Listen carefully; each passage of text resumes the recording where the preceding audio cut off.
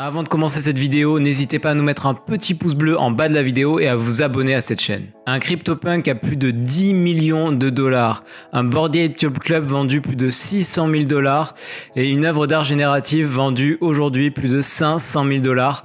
Comment peut-on les acheter si on ne dispose pas de cette somme? Quel est le problème fondamental avec les NFT?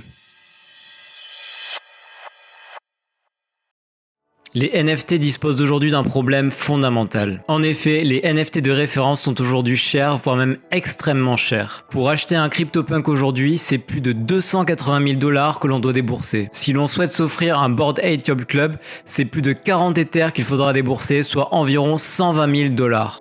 Et pour certaines collections de Art Blocks Curated, les prix peuvent monter à plus de 300 000 dollars. Dans ces cas-là, comment est-il possible de s'exposer à ces NFT si l'on ne dispose pas de cette somme? De même, lorsque l'on est détenteur de ce type de NFT, on est confronté à d'autres problèmes. Il est en effet possible que l'on ait moins de liquidité, voire plus du tout de liquidité pour acheter d'autres œuvres. Et dans ces cas-là, il est bien souvent nécessaire de revendre l'œuvre que l'on détient afin de pouvoir récupérer l'argent. C'est dans ce contexte et à ce moment-là qu'intervient le fractional art.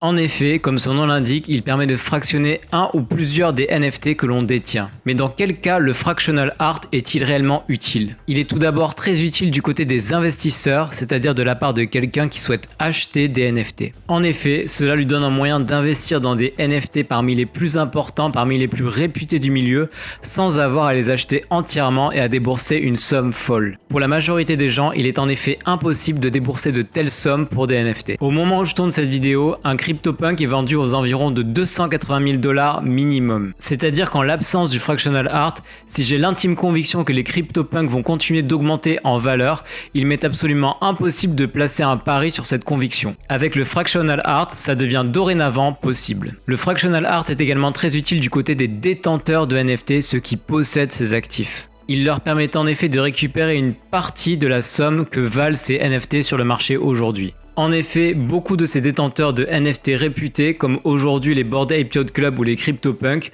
les ont achetés à une époque où ils ne coûtaient pas aussi cher, où ils étaient très bon marché. Ce n'est qu'après la valorisation grandissante et stratosphérique de ces NFT que leur portefeuille et la valeur de celui-ci a augmenté de manière significative. Le problème étant que ces propriétaires disposent donc de peu de liquidités pour investir dans d'autres NFT, mais qu'en parallèle de cela, ils ne souhaitent pas revendre leurs NFT les plus précieux, car ils ont souvent tendance à croire que leur valeur va continuer à s'accroître. Même s'ils disposent d'un portefeuille qui est donc élevé, ils le disposent sous la forme d'actifs de NFT et non pas de liquidités qu'ils pourraient réinjecter dans d'autres projets pour faire d'autres plus-values éventuelles. Avec le fractional art, tout ceci devient possible et ils peuvent par exemple choisir de vendre 10% d'un de leurs NFT les plus précieux pour obtenir ces liquidités et ensuite les réinvestir dans le marché. Comment le fractional art fonctionne-t-il ? Si vous êtes détenteur du NFT que vous souhaitez scinder en plusieurs parts, il vous suffit de sélectionner votre NFT sur un site et de décider du nombre de jetons qu'on appelle ERC20 que vous souhaitez créer pour représenter votre NFT. Ces jetons étant le nombre de parts en lesquelles les NFT va être divisés. C'est un peu comme prendre un gâteau que vous avez désormais coupé en 6 parts identiques, même si bien sûr ce nombre 6 est ici aléatoire et vous pouvez choisir un nombre qui vous convient. Est-il possible d'acheter l'ensemble des parts qui composent un NFT ?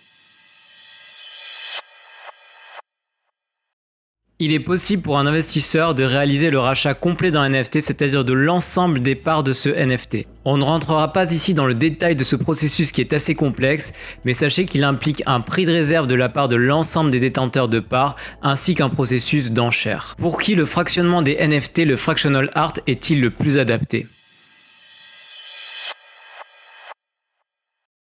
Le fractional art leur permet donc de rééquilibrer leur portefeuille afin d'obtenir suffisamment de liquidités pour investir dans d'autres projets. De l'autre côté du spectre, les motivations sont très différentes puisque la majorité des gens qui vont acheter ces NFT fractionnés ne disposent que de très peu d'Ethers mais veulent tout de même s'exposer d'une manière ou d'une autre aux NFT stars, aux NFT les plus connus et les plus reconnus. En conclusion, le fractional art montre l'intérêt croissant que portent les investisseurs sur les NFT ainsi que les nouvelles techniques qui permettent d'investir dans ceux-ci. Il ne serait pas étonnant de voir à l'avenir de nouvelles techniques se développer, comme ce fut le cas précédemment pour la finance traditionnelle. Preuve s'il en est que le marché des NFT prend de plus en plus d'ampleur, de plus en plus de valeur et attire toujours plus d'investisseurs aujourd'hui. Voilà, cette vidéo est maintenant terminée. Si elle vous a plu, n'hésitez pas à nous mettre un petit pouce bleu en bas de la vidéo et à vous abonner à cette chaîne. N'hésitez pas également à me dire dans les commentaires ce que vous pensez du fractional art et si vous pensez que ça peut révolutionner l'univers du NFT.